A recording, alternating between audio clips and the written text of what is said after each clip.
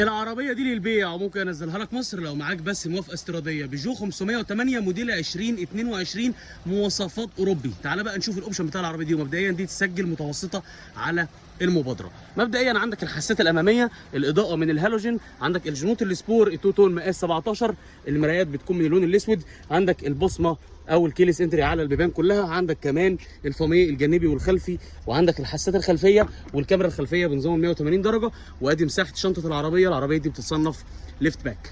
تعال بقى نشوف فرش العربيه من جوه. العربيه طبعا فرشها من القماش، وعندك فتحات تكييف خلفيه. تعال بقى نشوف المنطقه الاماميه.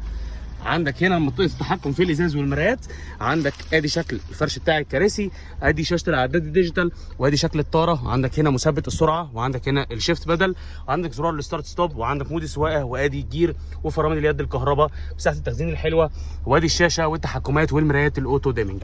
طيب العربيه دي هجيبها لك لحد المينا في مصر بكام؟ ب 95,000 درهم اماراتي. بس لو مهتم بالعربيه دي اتصل بيا على الرقم اللي موجود على الفيديو او ابعت لي واتساب وانا اجيبها لك لحد المينا في مصر.